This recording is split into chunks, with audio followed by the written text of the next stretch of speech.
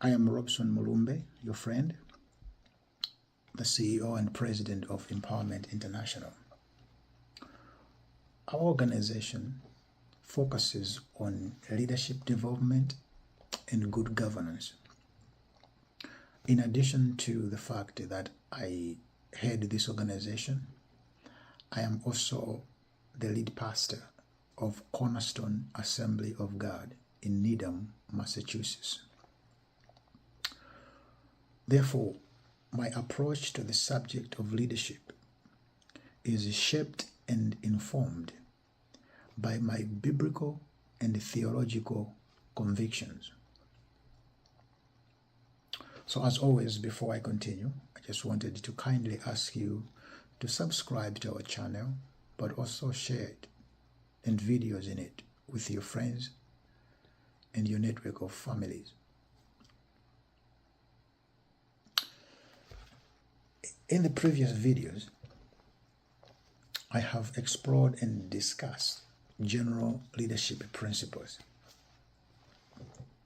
and how they apply in our lives and leadership. But today I would like to focus on a specific topic, which is the cost of incompetence and corruption. The cost of incompetence and corruption. And I'll do part 1 and part 2.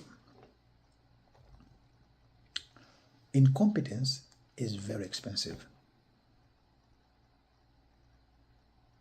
And while these two things, incompetence and corruption, may seem too different, I would like to suggest that they are closely related, and in some situations they are inseparable. So allow me to begin by trying to define incompetence. According to psychology, incompetence is referred to the inability to perform a task or a role effectively. Inability to perform effectively. That is what incompetence is. Now, there are many ways in which incompetence is surfaced or manifested, but I wanted to share two. The first one is what I want to call heartless incompetence. Heartless incompetence. This is the level of incompetence that is rooted in selfishness. The job is not being done, not because the person doesn't know how to do it, but it's because he's very selfish, or is very greedy, or is very corrupt. This kind of incompetence is very hard to fix. In fact, from my Christian view, it takes God's intervention. The second one is what I would like to call headless incompetence. This headless incompetence actually is rooted in pure and genuine lack of knowledge in that particular field. So somebody is not performing well because they simply don't know how to. And this kind of incompetence, in my view, is easy to fix because it simply takes determination and opportunity and teachable spirit. Determination, teachable spirit, and opportunity to learn. Now, Malawi has been independent for 61 years. Out of those 61 years, we have had about 31 years of democracy. And in our total time of independence, we have had 6 heads of state. Heads of state. Over 60 years ago, when Dr. H. Kamuzubanda came, he said, Kwaja, I have come in to break the stupid federation and bring in independence. Kwacha. But if we look back these past 60 years, is it really morning?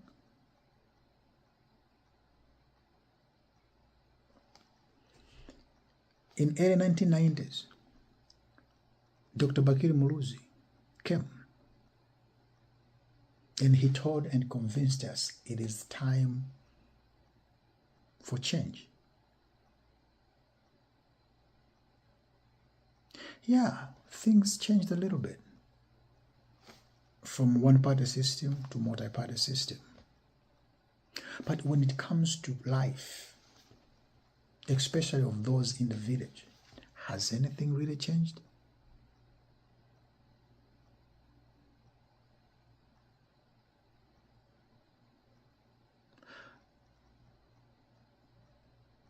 Five years ago, Dr. Lazarus Chakwera came in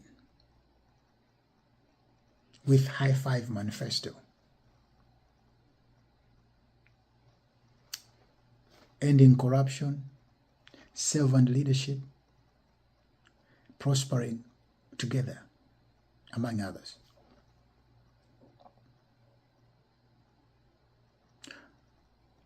I think corruption has worsened. I don't think we are prospering together.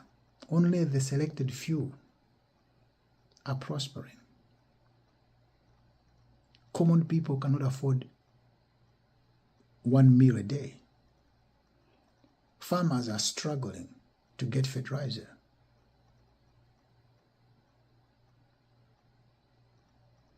So over the years since independence, we have seen incompetence after the other in the State House.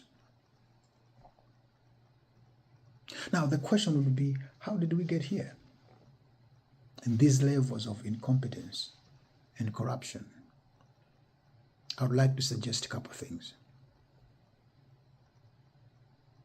I would like to suggest, first of all, that although the principles and concepts of democracy are much better than of authoritarianism, democracy comes with its own challenges.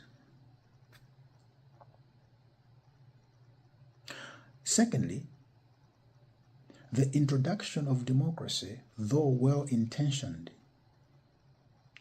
was transplanted upon the people of Malawi without proper preparation in the midst of the deep-rooted structures of governance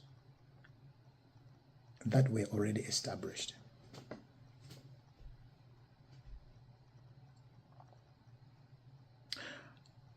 By definition, democracy stipulates that it is the government of the people, for the people, by the people.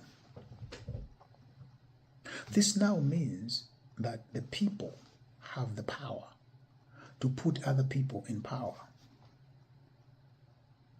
But the people that are entrusted with the power are not equipped and prepared themselves to understand the system and how the system works. The people that are now have immense and a lot of power to empower other people, they themselves are not empowered. So, in general, the transplantation of democracy, the inadequate civic knowledge on what democracy is and how it operates, deep-rooted social structures, high levels of poverty and other vulnerabilities, those combined with selfish motives of some of the political leaders, led to unqualified individuals filling their positions of power in our so-called democratic structures.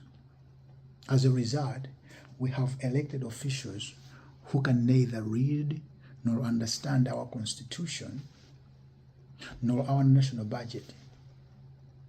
Yet they are entrusted with law-making responsibilities that will produce high levels of incompetence and also corruption. Now, leadership is responsibility. And incompetence comes in when we have positional but irresponsible leaders. In democratic system, we believe that voting carries a lot of powers and responsibilities. Yet many Malawians do not fully understand the power that they have in their vote.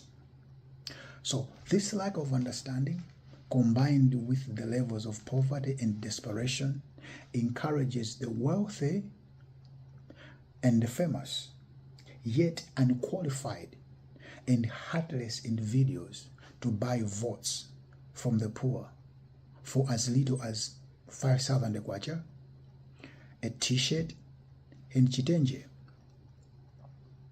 This is not servant leadership. The plan is not to end corruption. The plan is not us as Malawians prospering together. The plan is the powerful will continue to be powerful, the richer will continue to be richer, and the poor will continue to be poorer. That's what we have seen throughout the democratic system, throughout the whole process. Now, in our republic, the president is the chief fixer, and he's the champion of development. And the same constitution gives the president the power to appoint cabinet ministers. And then the cabinet ministers are supposed to serve at the pleasure of the president in helping the president to fulfill his promises to the nation. But what we have seen is that the cabinet ministers have been mismanaging, corrupting national resources. And yet the president is just watching from a distance and does absolutely nothing to stop it. The president is the commander-in-chief. He can request intelligence information from any intelligence agency in the nation.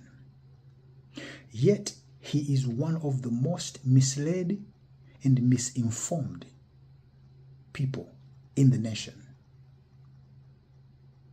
I don't have to bring examples of stories. There are a lot of lies that he has been told. And he has taken those lies to the public on national television. Yet the information is wrong. Yet nobody got fired. There are two explanations to this. Number one is either the president himself is incompetent. Or number two, the president is surrounded himself with incompetent and corrupt people, and he knows it. And he's doing nothing about it. John Maxwell, one of the famous leadership consultants, said something like this: everything rises and falls on leadership.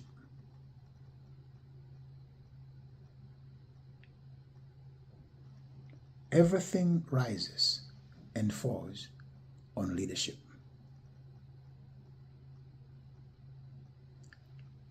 We need competent. We need trustworthy leaders.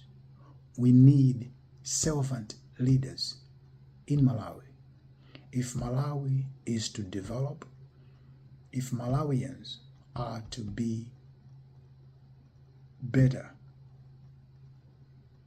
in their own land, something needs to change.